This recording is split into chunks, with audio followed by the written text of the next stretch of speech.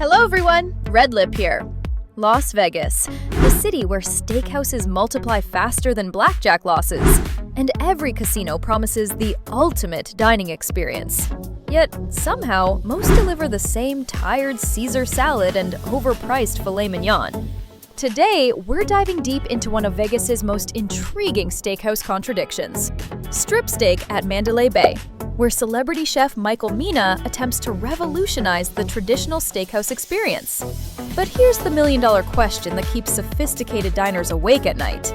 In a city drowning in premium beef and béarnaise sauce, does strip steak's modern approach justify its premium pricing? Or is it just another glossy facade hiding mediocre meat? We've invested our hard-earned dollars and precious stomach space testing every aspect of this establishment, from their Instagram-famous Maine lobster toast to their controversial $119 ribeye cap. After countless steakhouse experiences across the Strip, we're ready to reveal whether strip steak deserves your attention, or if you should sprint past it toward better options. The setting and first impressions. Walking into strip steak feels like entering a contemporary art gallery that happens to serve beef. The space abandons the dark wood and red leather cliches that plague Vegas steakhouses, instead embracing an open concept design with clean lines and strategic lighting that creates intimacy without claustrophobia. Behind the sleek bar area, you'll spot their dry aging display, a glass-enclosed theater where premium cuts undergo their transformation. It's culinary performance art that signals serious intentions. Though, as we'll discover, visible aging chambers don't automatically translate to superior steaks. The atmosphere strikes a delicate balance between sophistication and approachability. Music maintains a conversational volume, allowing you to actually hear your dining companions without shouting across the table like you're at a nightclub.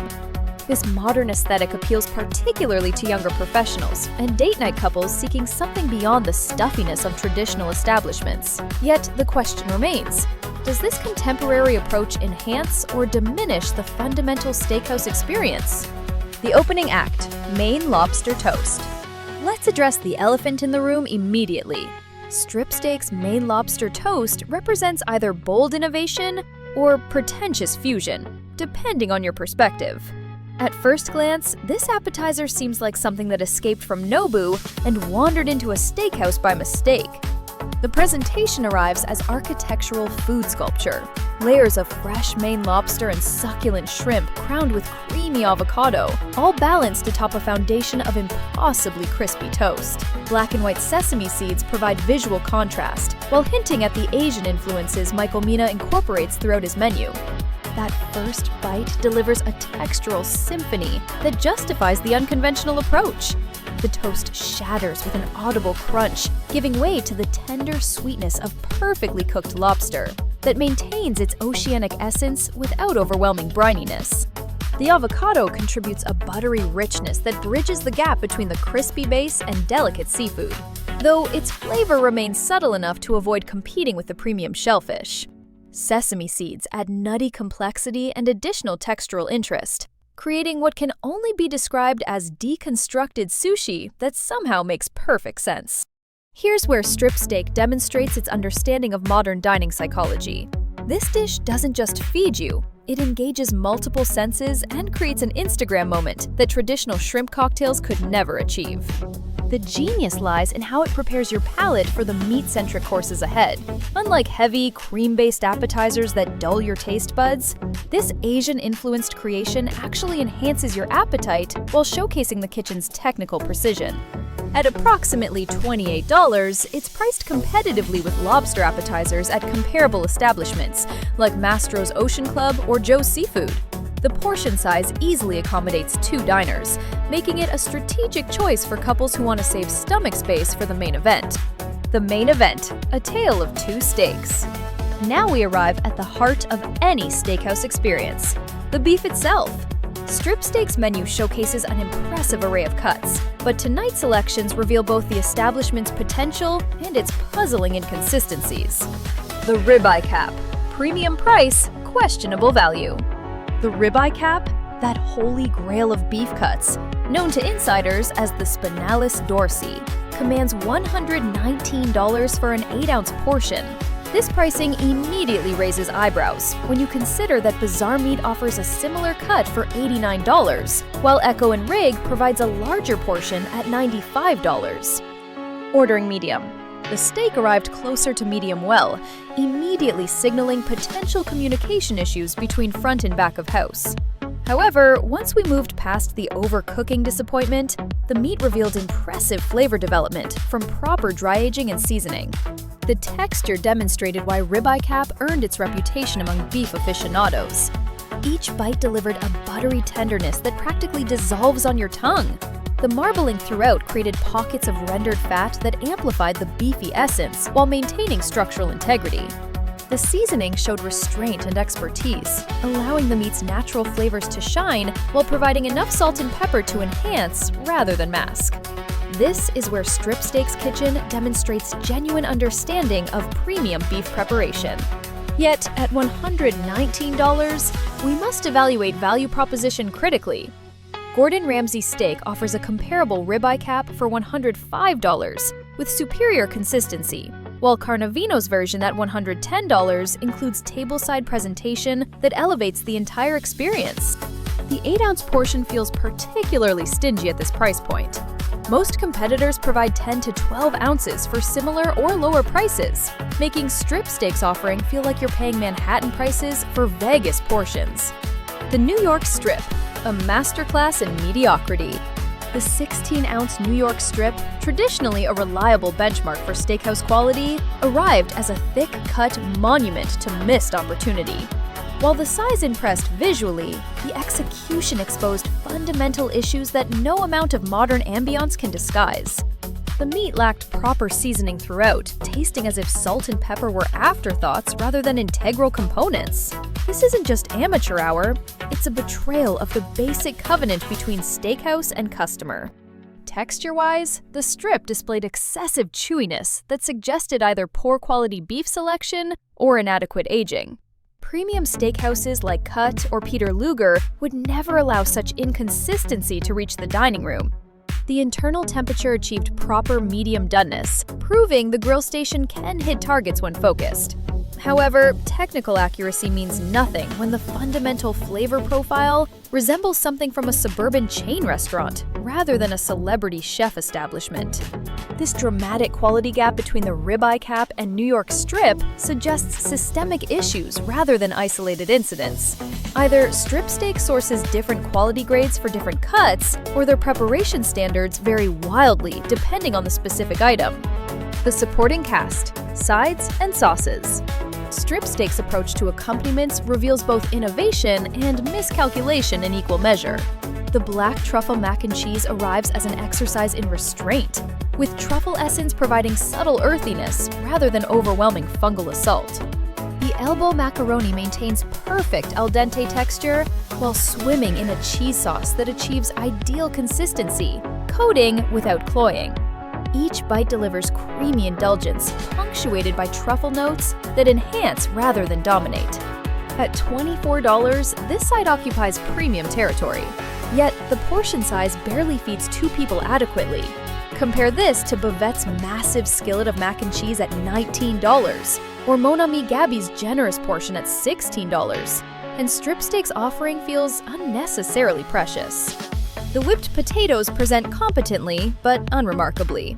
They achieve proper smoothness and butteriness without distinguishing themselves from versions half their $18 price at establishments like Ellis Island or even Outback Steakhouse. Here's where Strip Steak commits a cardinal steakhouse sin, charging premium prices for pedestrian execution. Great steakhouses understand that sides should complement premium beef while providing value that keeps customers returning. The sauce trio, priced at $10, includes house steak sauce, chimichurri, and béarnaise. This actually represents reasonable value, considering most Vegas steakhouses charge $5 to $7 per individual sauce. The house sauce delivers bold, tangy notes with hints of Worcestershire and aged balsamic that complement beef beautifully. The chimichurri provides herbaceous brightness with proper balance between parsley, garlic, and acid. The béarnaise achieves classical preparation with tarragon essence and butter richness, though it lacks the ethereal lightness found at French-influenced establishments like the Cirque or Joël Robuchon. Still, having 3 quality sauces for $10 makes strategic sense for diners facing under-seasoned steaks. Our discovery of the triple dipper technique, combining all 3 sauces, created unexpected harmony that exceeded individual components. This kind of playful experimentation exemplifies what dining should encourage, even if necessity rather than creativity motivated it. The dessert debacle, when recommendations fail. Dessert often reveals a restaurant's true commitment to complete dining experiences versus treating sweet courses as afterthoughts. Strip steaks offerings include warm beignets, chocolate cream pie, tiramisu, panna cotta, strawberry cheesecake, and a 24-karat gold dark chocolate molten cake. Following our server and manager's enthusiastic recommendation, we selected the warm beignets, arriving as 6 pieces with accompanying creme brulee and butterscotch sauces. This decision proved catastrophically disappointing. The beignets themselves lacked the ethereal lightness that defines proper New Orleans-style preparation. Instead of airy, pillow-like pastries that shatter into sweet clouds, these arrived dense and heavy, more like failed donuts than proper beignets. The butterscotch sauce delivered cloying sweetness without complexity, tasting like something from a grocery store squeeze bottle rather than house-made accompaniment. The creme brulee sauce fared slightly better, but couldn't salvage the fundamental execution failures. At $14, these beignets represent not just poor value, but active disappointment. Bouchon Bakery at Venetian offers superior beignets for $8, while even Gordon Ramsay Pub's versions at $12 deliver better execution and value. This dessert failure particularly stings because both server and manager specifically recommended it. Either they haven't tasted their own desserts, or their standards differ drastically from what discerning diners expect. The missed opportunity becomes even more glaring, considering the 24-karat gold chocolate molten cake probably would have delivered more satisfaction. Even if gimmicky, gold leaf at least provides visual drama that these sad beignets completely lacked. Service standards: competent but uninspiring. Throughout our evening, service maintained professional adequacy, without achieving excellence that justifies premium pricing. Servers demonstrated menu knowledge and timing awareness, yet lacked the anticipatory service and genuine enthusiasm found at establishments like Joël Robuchon or A by José Andrés. Water glasses stayed filled, plates arrived and departed appropriately, and requests received prompt attention. These represent baseline expectations rather than differentiating excellence. The manager's table visit and dessert recommendation initially suggested elevated attention, yet the subsequent beignet disaster undermined any goodwill generated. True hospitality requires honest guidance rather than pushing items regardless of quality. Compare this to service at Bouvette's, where servers provide genuine recommendations based on individual preferences, or Carnavino, where staff demonstrate infectious enthusiasm for their offerings. Strip Steak's team performs duties without conveying passion that elevates dining from transaction to experience. Value analysis: premium prices, inconsistent delivery. Let's examine the mathematical reality of dining at Strip Steak versus comparable alternatives across Las Vegas. Our meal totaled approximately $380 before tip for 2 people, including 1 appetizer, 2 steaks, 2 sides, sauces, dessert, and beverages. For similar investment, you could experience Bouvette's complete dinner with superior consistency and portions, Echo & Rig's extensive selection with better value proposition, Herbs & Rye's exceptional quality at literally half the price, 2 meals at Carson Kitchen with equal satisfaction. Strip Steak occupies an awkward middle ground, too expensive for regular dining, yet insufficiently exceptional for special occasions. The modern atmosphere and occasional highlights can't justify premium pricing when execution remains inconsistent. Consider alternative allocation of your dining dollars. For $380, you could enjoy lunch at Lotus of Siam, dinner at Raku, and late-night drinks at Herbs & Rye, experiencing 3 exceptional venues versus 1 mediocre steakhouse. The strategic verdict: who should consider Strip Steak? Despite our criticisms, certain scenarios make Strip Steak a defensible choice. Hotel guests at Mandalay Bay seeking convenience without venturing elsewhere might appreciate proximity and modern atmosphere. Business dinners requiring impressive ambiance without genuine culinary excellence could utilize strip steak effectively. The space photographs well, wine list satisfies without overwhelming, and pricing suggests sophistication, even if execution doesn't deliver. Tourists seeking celebrity chef experiences for social media might find strip steak adequate.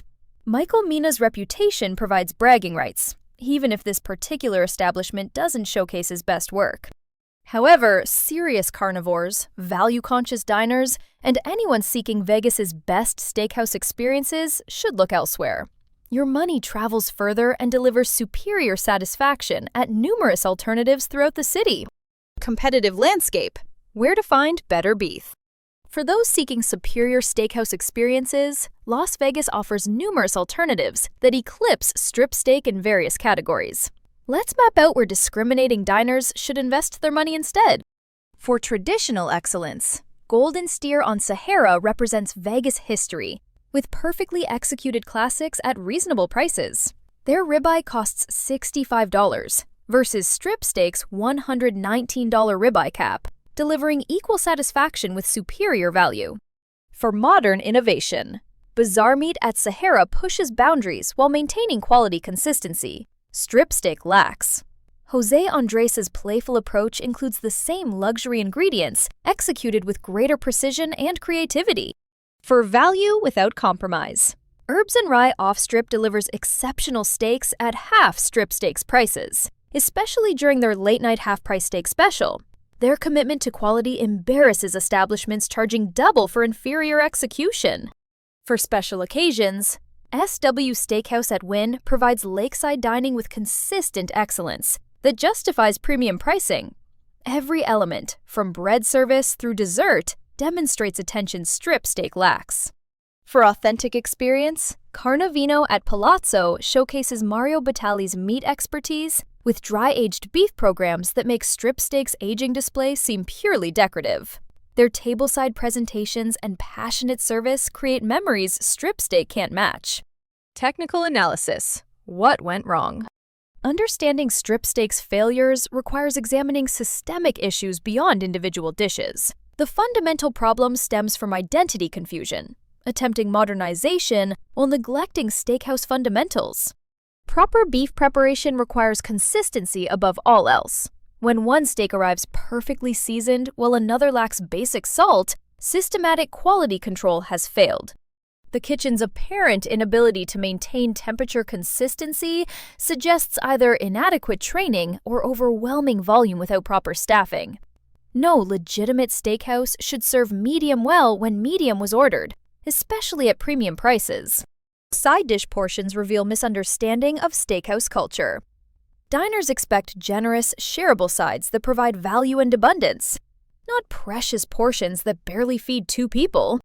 Dessert execution exposes perhaps the most troubling issue: disconnect between management recommendations and actual quality. This suggests either ignorance of their own offerings or willingness to mislead customers for sales. #Insider Tips: maximizing your strip steak experience. If circumstances require dining at strip steak, strategic ordering can minimize disappointment while maximizing value. These insights come from multiple visits and extensive Vegas steakhouse experience. Timing matters. Visit during happy hour, 5 to 7 p.m., when bar menu offers similar items at reduced prices. The atmosphere remains identical while your wallet suffers less damage. Order strategically.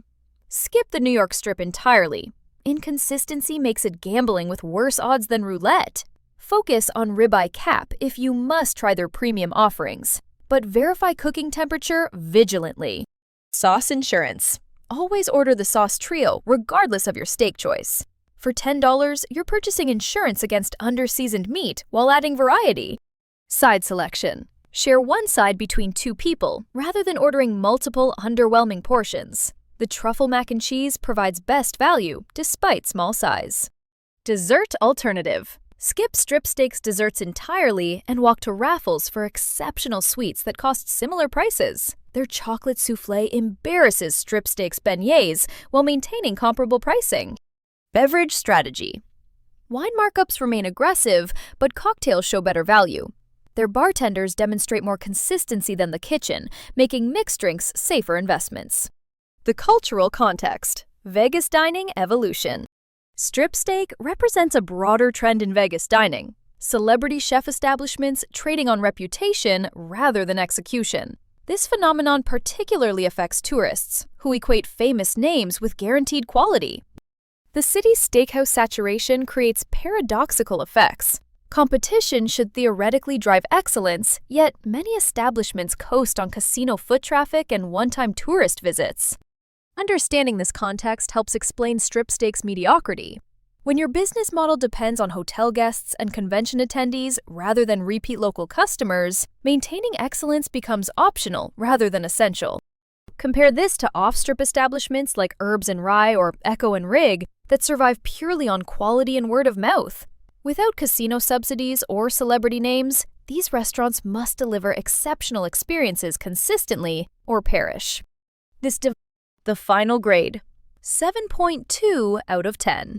Strip steak earns a generous 7.2 rating, acknowledging strengths while recognizing fundamental failures. This score reflects potential rather than consistent achievement, hope rather than current reality.